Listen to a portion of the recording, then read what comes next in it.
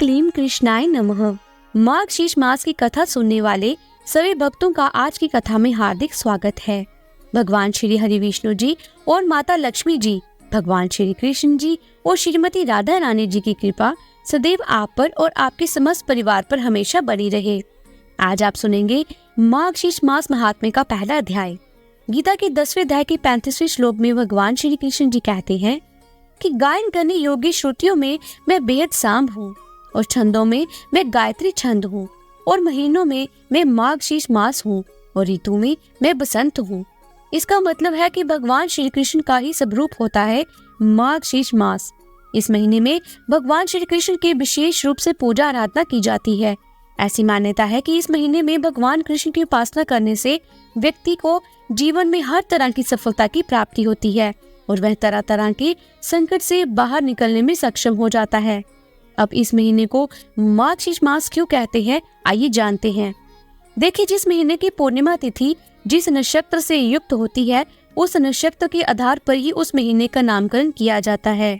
मार्गशीर्ष मास महीने की पूर्णिमा मृगशिरा नक्षत्र से युक्त होती है, इसलिए इस महीने को मार्गशीर्ष कहा जाता है। वैसे इस महीने के और भी बहुत सारे नाम हैं, जैसे कि मगसर, मगशीर, अघन, अग्रहान आदि नामों से भी इसे जाना जाता है। और ये पूरा ही महीना बहुत पवित्र माना जाता है। ऐसा माना जाता है कि सतयुग में देवों ने वर्ष का आरंभ मार्गशीर्ष मास से ही कृष्ण पक्ष की प्रतिपदा तिथि से अर्थात परवा से आरंभ किया था। साथ ही ऋषि कश्यप ने भी इसी महीने के दौरान कश्मीर नामक जगह की स्थापना की थी, जो कि इस समय भारत का बहुत ही अभिन्न अंग है। इस महीने में स्नान दान का बड़ा ही महत्व माना गया है। विशेषकर इस महीने के दौरान यमुना नदी में स्नान का महत्व है। मार्गशीर्ष महीने के दौरान यमुना नदी में स्नान करने से भगवान सहज ही प्राप्त हो जाते हैं।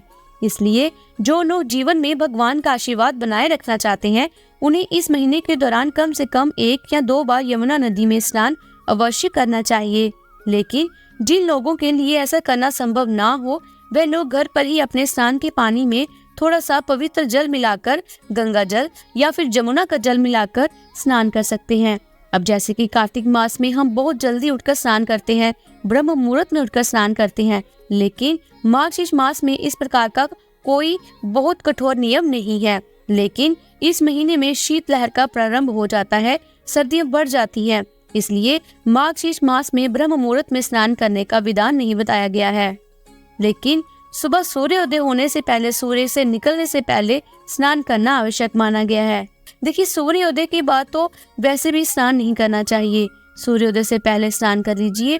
आप चाहें तो गर्म पानी से भी स्नान कर सकते हैं, लेकिन स्नान करने से पहले तुलसी की जड़ की थोड़ी सी मिट्टी लेकर अपने शरीर में जरूर लगा लेनी चाहिए और फिर इसके बाद गंगा जल या फिर जमुना जल मिलाकर इस जल से आपको स्नान करना चाहिए। स्नान करते समय मौन नहीं रहना चाहिए, मतलब मंत्र उच्चारण के साथ ही स्नान करना चाहिए।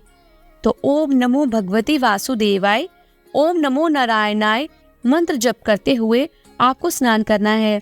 फिर शुद्ध वस्त्र धारण करके भगवान सूर्य देव को जल दीजिए और अपने घर के मंदिर में जो भी आप प्रतिदिन की पूजा करते हैं, पूजा कीजिए। अब इस महीने में भगवान श्री कृष्ण की विशेष रूप से आराधना की जाती है, क्योंकि ये पूरा महीना भगवान श्री कृष्ण को ही समर्पित होता है। तो आपके घर में भगवान श्री कृष्ण का जो भी स्वरूप हो, उसकी आराधना करनी चाहिए। घर में लड्डू गोपाल जी या भगवान श्री कृष्ण की आपके घर में कोई भी मूर्ति हो, तो माखन मिश्री का भोग इस पूरे महीने में जरूर लगाना चाहिए। रोज नहीं लगा पाते तो कभी कभी तो जरूर लगा दीजिए। भगवान श्री कृष्ण की पूजा करते हैं तो राधा रानी की पूजा भी जरूरी है। इसके साथ ही तुलसी माता जी की पूजा भी उतनी ही अनिवार्य हो जाती है। तो भगवान श्री कृष्ण की प्रसन्नता के लिए राधा नाम का अधिक से अधिक उच्चारण कीजिए, नाम जप कीजिए। इससे भगवान श्री कृष्ण प्रसन्न हो जाते हैं। और माँ तुलसी जी की सुबह शाम पूजा अवश्य कीजिए। सुबह के समय जल अर्पित कीजिए और शाम के समय दीपदान कीजिए। वैसे अगर आप जल्दी उठ जाते हैं तो सुबह भी दीपदान कर सकते हैं, लेकिन अगर आप सुबह दीपदान नहीं भी करते हैं तुलसी में, तो शाम को दीपदान जरूर करना चाहिए। आइए बात करें कि इस महीने में किन चीजों का दान करना चाहिए। तो देखिए, ये मौसम सर्दियों का है, इसलिए गर्म कपड़े, कंबल दान कर सकते हैं। जो भी इस समय सीजनल फ्रूट है वह आप दान कर सकते हैं। भोजन का दान कर सकते हैं, बिस्तर का दान कर सकते हैं। बहुत से लोग हैं जो सड़कों पर सोते हैं, उनके पास सोने की, ओढ़ने के लिए व्यवस्था नहीं होती, तो आप अगर आपके पास सामर्थ्य है तो आप अपने सामर्थ्य के अनुसार उन्हें कुछ न कुछ देकर उनकी मदद कीजिए। इसके अलावा पूजा सामग्री का दान कर सकते हैं, जैसे कि आसन का, तुलसी माला का, चंदन का, या फिर पूजा की जो प्रतिमा होती है, किसी भी देवी देवता की प्रतिमा, उसका दान कर सकते हैं आप। मोर पंख का दान इस समय बहुत श्रेष्ठ माना जाता है। जल के कलश का दान करना मार्गशीर्ष मास में अत्यंत श्रेष्ठ माना जाता है। आचमनी का दान करना, पीताम्बर का दान करना, दीपक का दान करना, ये सभी चीजें किसी मंदिर में या फिर किसी ब्राह्मण को दान करनी चाहिए। मतलब दान उसी को दीजिए जो इनका प्रयोग करे। तो जितनी भी धार्मिक चीजें आप दान करते हैं, या तो किसी वेद पाठी या फिर कर्मकांडी ब्राह्मण को दान दीजिए, या फिर किसी मंदिर में दान कर दीजिए, जिससे कि जो मंदिर के पुजारी होते हैं पूजा के कार्य में उनका प्रयोग कर सकते हैं।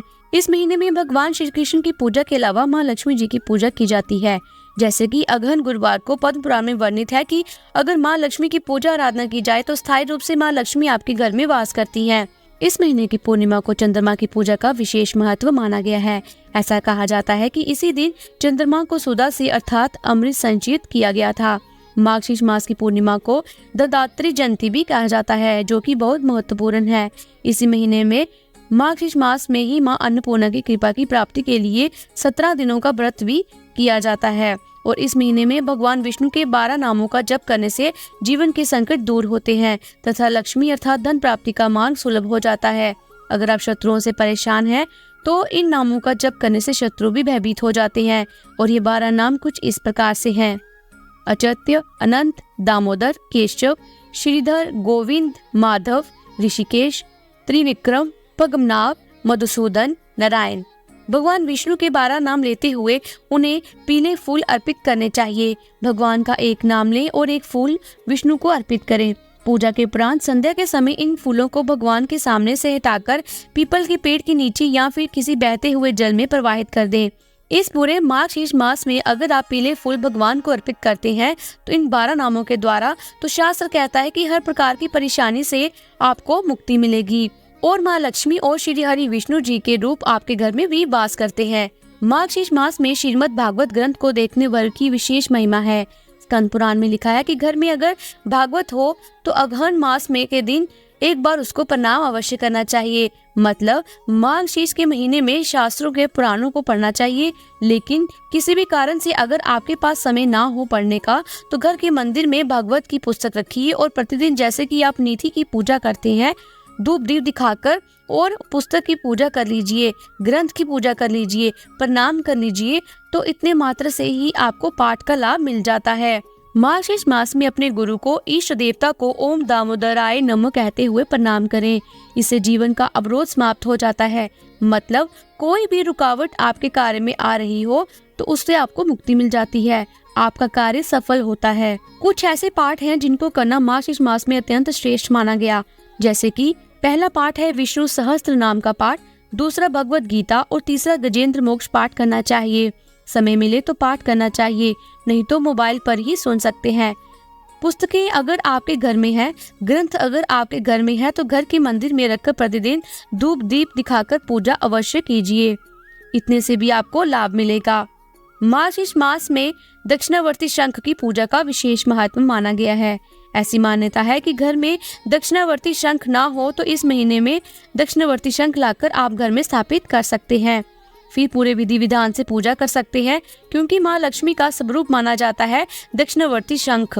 यहाँ पर दक्षिणावर्ती शंख रहता है, माँ लक्ष्मी वहाँ पर जरूर वास करती हैं। तो माँ लक्ष्मी की कृपा की प्राप्ति के लिए, उनकी प्रसन्नता के लिए दक्षिणावर्ती शंख की स्थापना अपने घर में जरूर करनी चाहिए और प्रतिदिन पूरे नियम पूर्वक दक्षिणावर्ती शंख की पूजा करनी चाहिए। पंचामृत से शंख का अभिषेक करके और धूप दीप पुष्प अक्षत अर्पित करने से माँ लक्ष्मी आपके घर को छोड़कर कहीं नहीं जाती। वैसे तो नॉर्मल रूटीन में रहते हुए भी मार्गशीर्ष मास की पूजा आराधना हम कर सकते हैं, कथाएं सुन सकते हैं, मंत्रों का उच्चारण कर सकते हैं, मंत्र सुन सकते हैं, पुराण पढ़ सकते हैं या फिर पुराण सुन सकते हैं और उसका भी हमें लाभ मिलता है। लेकिन बहुत से भक्त हैं जो कि व्रत भी धारण करते हैं या फिर मार्गशीर्ष मास का नियम भी लेते हैं, तो जो भक्त इस मास का नियम लेते हैं उन्हें इस महीने में जीरे का सेवन नहीं करना चाहिए और रोज कृष्ण की पूजा करने के बाद भोग में जो तुलसी का पत्ता अर्पित किया गया है उस प्रसाद रूप ग्रहण करना चाहिए। मार्गशीर्ष के महीने में मथुरा वास करने का बहुत अधिक महत्व माना गया है। मतलब मथुरा में जाकर अगर कोई भी व्यक्ति पूरे महीने में रहता है तो अत्यंत श्रेष्ठ माना जाता है। अगर आप पूरे महीने में वहां नहीं रह पाते हैं और अगर आप जा नहीं पाते हैं तो एक रात्रि भी अगर आप रुक गए तो भी इसे मथुरा वास के समान ही माना जाता है। और जो भक्त मथुरा नहीं जा पाते हैं तो घर के आसपास कोई भी तीर्थ हो तो तीर्थ स्थलों में जाना इस महीने में सबसे श्रेष्ठ माना जाता है। अपनी सुविधा के अनुसार अगर आसपास कोई भी पवित्र तीर्थ स्थल हो तो वहां जरूर जाना चाहिए। कोई पवित्र नदी हो, कोई सरोवर हो तो वहां पर स्नान भी कम से कम महीने में 1 या 2 बार जरूर कर लेना चाहिए। मार्गशीर्ष के प्रथम अध्याय में आपने सुना कि इस महीने का महत्व क्या होता है, पूजा विधि क्या होती है और किन देवी देवताओं की पूजा करनी चाहिए, व्रत और त्योहार कौन से होते हैं और किस नियम का पालन हमें इस महीने में करना चाहिए। और इसके आगे का अध्याय आप कल सुनेंगे। तो अब आप सुनेंगे कान्हा जी की कहानी। यूँ तो भगवान श्री कृष्ण के कई नाम हैं और कई रूप भी हैं। कान्हा जी के भक्त अलग अलग स्वरूप में भगवान श्री कृष्ण की पूजा आराधना करते हैं, उनसे प्रेम करते हैं। कोई श्याम कहता है तो कोई मोहन कहता है, कोई गिरधर कहता है तो कोई वंशीधर कहता है, कोई कान्हा कहता है और कोई कहता है ठाकुर जी। इस प्रकार से भगवान के भक्त उन्हें अलग अलग स्वरूप में पुकारते हैं, प्रेम करते हैं, उनकी सेवा करते हैं। इन सभी नाम में एक नाम तो जो बहुत अधिक प्रसिद्ध है वह है लड्डू गोपाल। और भगवान श्री कृष्ण का ये लड्डू गोपाल का स्वरूप है और ये नाम है ये किसी के लिए भी अपरिचित नहीं है। कान्हा जी के भक्तों के घर में कान्हा जी इसी स्वरूप में ज्यादातर विराजमान रहते हैं। पर क्या आप जानते हैं कि भगवान श्री कृष्ण का नाम लड्डू गोपाल कैसे पड़ा और क्यों पड़ा?